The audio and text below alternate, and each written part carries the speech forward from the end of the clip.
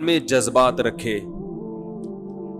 اب چھوٹا بچہ جب پیدا ہوتا ہے بہت کمزور ہوتا ہے, اس کو بے پناہ محبت چاہیے, تو اللہ نے ماں کے دل میں اس کی محبت کے بہت زیادہ جذبات رکھ دیے. یہ ماں اتفاق سے وجود میں تھوڑی آئی ہے. ہائے ہائے ہائے, اگر یہ آٹومیٹیکلی وجود میں آئی ہوئی ہوتی ماں کا جو رشتہ ہے, اور اتفاق سے اس سے بچہ پیدا ہو جاتا, تو وہ اتنی محبت نہ کرتی جتنی آج کل بلکہ ہمیشہ سے کرتی چلی آ رہی ہے. پاگل ہو جاتی ہے بچے کے پیچھے وہ. اور جانوروں میں بھی ہم دیکھتے ہیں, انسانی ماں میں تو یہ فرض کیا جا سکتا ہے اس کو کسی نے سکھایا ہے. بلیوں کو کون سکھاتا ہے, خرگوش کو کون سکھاتا ہے, کتوں کو کون سکھاتا ہے. اور عجیب بات ہے کہ جن جانوروں کی نسل بہت زیادہ بڑھتی ہے ان میں ماں کی ممتا نہیں ہے, کیونکہ اگر وہ اپنے بچوں کی حفاظت کریں تو نسل اتنی بڑھ جائے گی کہ وہ دوسروں کو کھانا شروع کر دیں گے. تو اللہ نے کہا کہ یہاں ماں کی ممتا کی چندہ ضرورت نہیں ہے, تو ماں کو ڈائن بنا دیا, وہ خود ہی کھاتی ہے. جیسے مچھلیوں کی اولادیں بہت کثرت سے ہوتی ہیں, ہزار انڈے دیتی ہیں اور ان ہزاروں بچے نکلتے ہیں. اب اگر ماں ایک ایک بچے کو اسی طرح پال پوس کے جوان کرے, اس کی سیوا کرے, اس کی خدمت کرے, تو بھائی سمندر میں پاؤں رکھنے کی جگہ نہیں بچے. وہ بھی انڈے دے رہی ہے, بچے پیدا ہو رہے ہیں اسی سے, وہی پروسیس ہے, مگر وہ کھا جاتی ہے فوراً. جو بچے ماں کے چڑیل پن سے بچ کے نکل گئے, ادھر ادھر بھاگ گئے, وہ بچ گئے. ایکویریم میں نے بہت مچھلیاں رکھی ہیں. گولڈن فش جب انڈے دیتی ہے نا, تو سب سے پہلا کام یہ ہوتا ہے اس انڈوں کو ماں سے دور کرو. روزانہ جھانک کے دیکھنا پڑتا ہے انڈے دیے تو نہیں.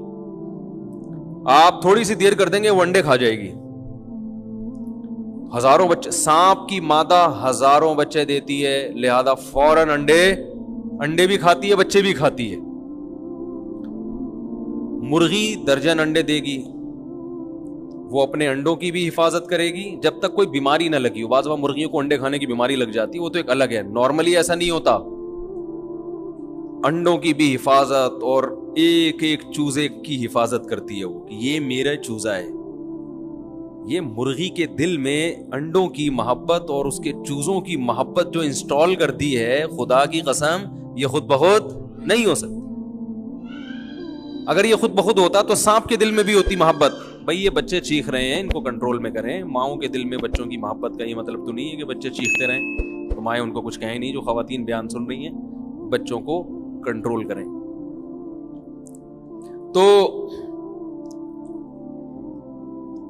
مرغی کے درجن, لوگ تو 24 انڈے رکھ دیتے ہیں اس کے نیچے. کیسے محبت سے ان انڈوں کو سیتی ہے وہ.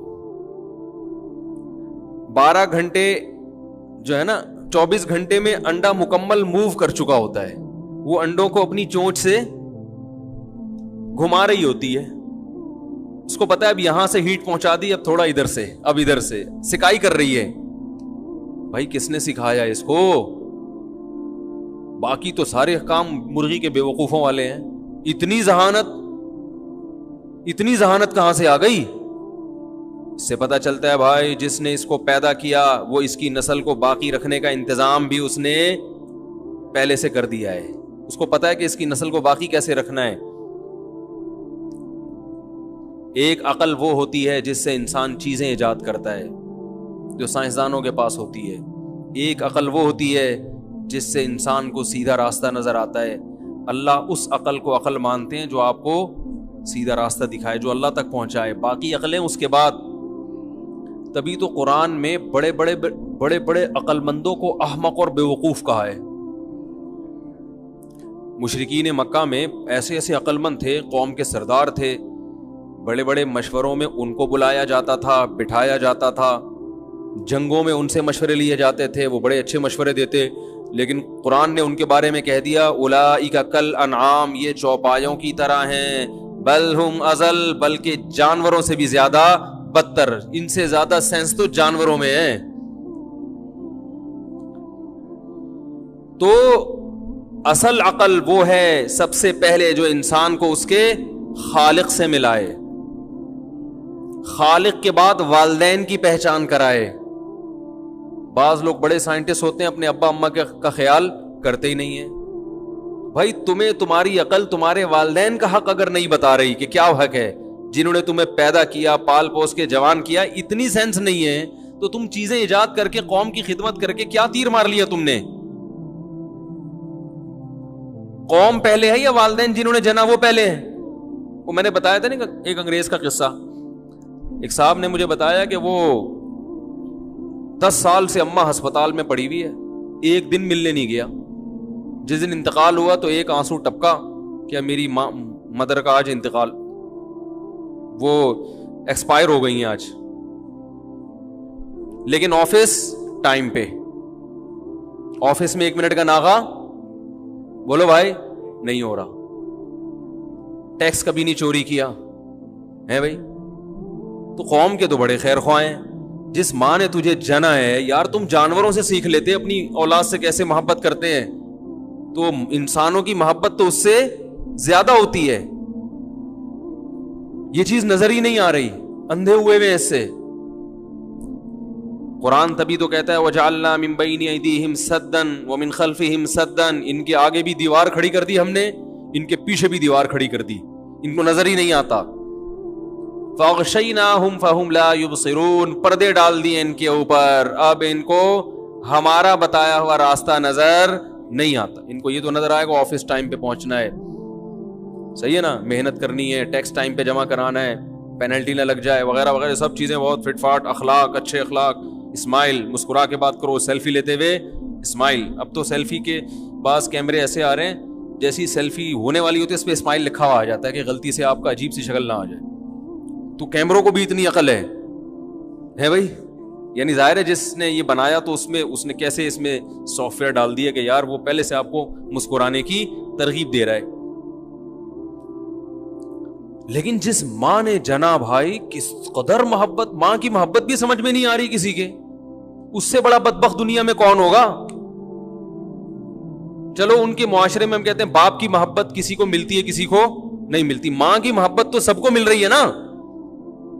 ہمارے یہاں تو اللہ کا شکر ہے باپ کی بھی سب کو ملتی ہے, لیکن ان کے یہاں باپ کی بھی ملتی ہے لیکن بسا اوقات نہیں بھی ملتی. ماں کی ممتا تو سب کو ملتی ہے, وہ تو کافر کی ماں بھی اپنے بچے سے محبت کرتی ہے.